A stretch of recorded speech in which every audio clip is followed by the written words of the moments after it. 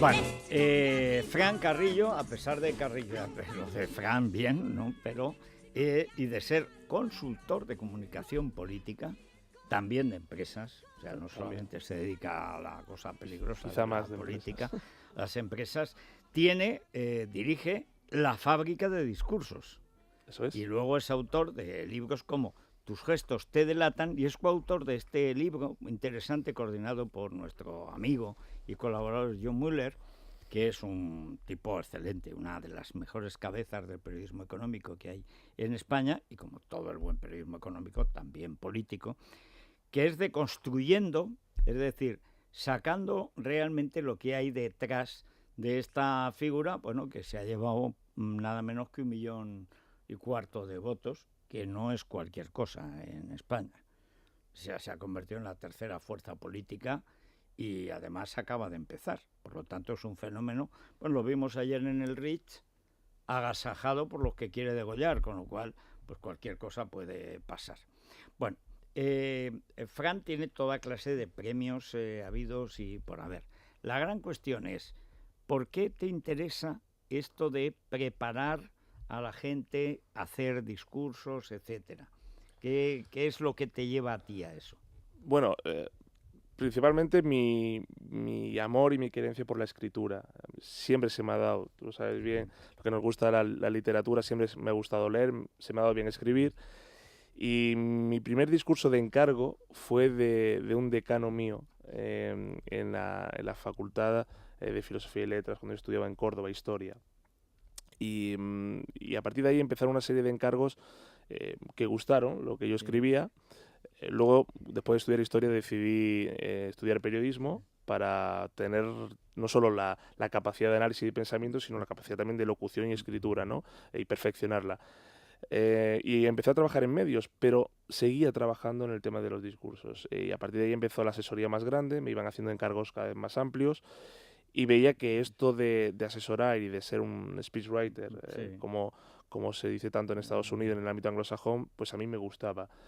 Cuando vi incompatible mi labor en los medios con mi labor de asesoría política, que es como empecé, pues decidí dedicarme full time a esto. Y se me daba bien. Hay pocas cosas en la vida que se me da bien, pero cuando uno dicen que se te da bien algo, eres bueno en algo, céntrate en ello, ¿no? Y eso es lo que hice. Con un socio monté la fábrica de discursos y nos dedicamos a ayudar a las personas a que escriban mejor o a escribirles sus discursos, a que comuniquen mejor, a que sean más creíbles, sean más queridos, más convincentes y que puedan desmontar argumentos como los de Podemos.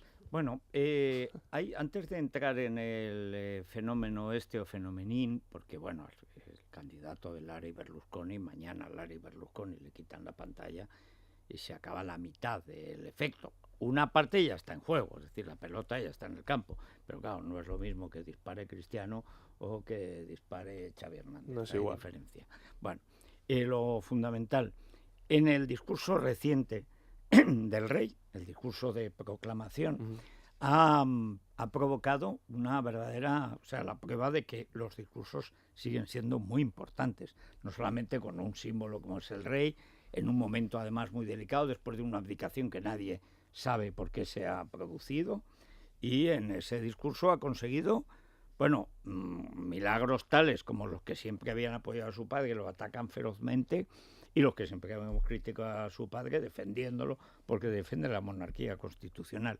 ¿Qué poder tiene la palabra en sí o tiene que estar asociada a la imagen para tener un poder como el que ha tenido de conmoción del discurso del nuevo rey? Las palabras siempre han movilizado conciencias, siempre han provocado algo en la gente desde el inicio de los tiempos, siempre han servido para canalizar una voluntad, unas ideas.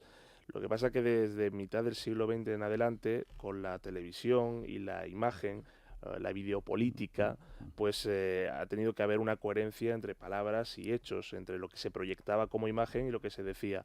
Pero al final el relato, la narrativa y el discurso sigue siendo lo que define a la política, porque una buena estrategia al final hay que comunicarla, hay que contarla. Y esos discursos es lo que ha movilizado conciencias y lo ha movilizado bien con 2 o 3 palabras, y tenemos los ejemplos de Martin Luther King, o tenemos los ejemplos de los Kennedy, de Churchill en su momento, o bien con los ejemplos como por ejemplo Gandhi, ¿no? Pero ahora, hoy en día, el personaje público que no proyecte una imagen sincera, auténtica, porque los hechos lo avalen, los gestos le delaten, y tenga un discurso cercano, convincente, firme en la posición de sus ideas, y se le vea también auténtico, es un líder que seguramente no llegará. Bueno, uno de los libros de Fran Carrillo es este, Tus gestos te delatan, las claves para ser un buen comunicador. ¿Qué gestos nunca debería hacer un político que aparece en televisión por primera vez? Para empezar, cuando está mirando a la cámara, no bajar la mirada como hacen muchos de ellos. O sea, como Arias Cañete en su célebre comparecencia. Por ejemplo, y no solo Arias Cañete. Sí. Segundo, titubear cuando le hagan una pregunta directa, como hacen también algunos políticos, Sí. con algunos casos y escándalos que hemos visto recientemente salir a la luz. Tercero, que tengan bien preparado el discurso para no soltar frases inadecuadas. No improvisar. Nunca. Churchill lo decía, la mejor improvisación es la improvisación preparada. Y si no, Bueno, hay una frase de Azaña que dice: los mejores discursos que yo he pronunciado en esta cámara son los que he escrito la noche anterior. La noche anterior. Bueno, ya se supone el mejor orador del siglo XX y ahí están los discursos, que efectivamente están escritos. Otra cosa es que luego los interpretes. En el caso de, en esa época, en los años 30, realmente se interpretaba lo leído. Era Claro, algo parecer distinto. natural También, es importante. exacto. También es verdad que había otra formación intelectual y política. Y además yo recuerdo un debate en el Congreso brutal entre Azaña y Ortega. Al hilo del Estatuto de Cataluña, que fue muy bueno, cosa que hoy, por ejemplo, no tenemos ese lo tipo de curioso del debates. asunto es que ambos estaban equivocados. Y luego ambos, sobre todo Azaña, lo reconoció. Sí. Es decir, los dos defendían dos posiciones, porque en el fondo ninguno de los dos tenía ni idea de Cataluña, y los dos estaban equivocados. A favor y en contra, uno defendía una entelequia y el otro otra. Pero claro, la brillantez. Es que pensamos, unas Cortes en que estaba José Antonio Primo de Rivera, estaba la Prasonaria, estaba Indalecio Prieto, estaba Aniceto Alcalá Zamora, el que había unas aleluyas que decía: nació en priego y nació hablando como otros nacen llorando, porque era el gran, dentro de esa verbosidad del antiguo régimen. Pero es que estaba Gil Robles, es que estaba Calvo Sotelo. Había una altura retórica. Bueno, era una cosa impresionante, y sin embargo las Cortes fue una porquería. Exacto. O sea, en cambio ya en las Cortes de Suárez, que eran todos mucho más flojos, oye, la cosa salió porque el guión estaba más claro. Estaba más establecido, había una finalidad, había un objetivo, claro. Había un rumbo trazado, y eso al final también determina en política.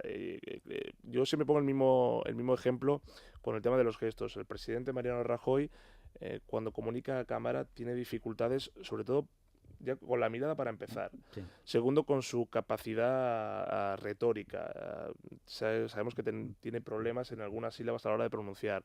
Tercero, con la longitud de sus mensajes. La capacidad para que un mensaje llegue tiene que ver mucho con la longitud, con el ritmo que le proporcionas para que llegue a la velocidad adecuada al cerebro del receptor. Y tercero, con la entonación. Todo en el discurso tiene que ver con el ritmo y con la musicalidad. O sea, todo lo que me dices es justo lo que no hace bien Mariano. Claro. Es que el mensaje por el mensaje, Federico, no sirve de nada, porque si tú lo haces con el mismo ritmo siempre, al final uno no distingue lo principal de lo secundario. Lo que ha hecho que los discursos lleguen ha sido la capacidad para darle la melodía adecuada, la entonación adecuada y el ritmo adecuado.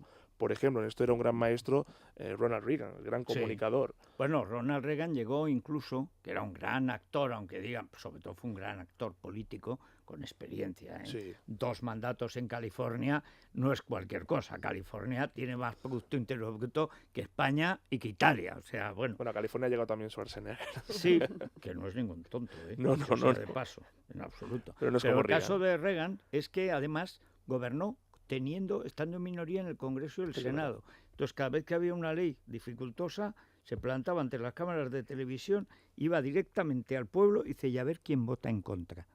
Y negociaba, como hacen los americanos, a cara de perro, y sacaba adelante, que fue ya en la segunda legislatura, no, pero la primera era una cosa milagrosa. Es que el tío, Reagan va a perder hoy siempre las ganaba, porque la víspera se iba a la tele, miraba a la gente, y además con ese optimismo que era real en él, porque es Sí. que él era así. Él creía en América y veía la Casa de la Pradera antes de la siesta. Es que a él le gustaba y eso se transmitía.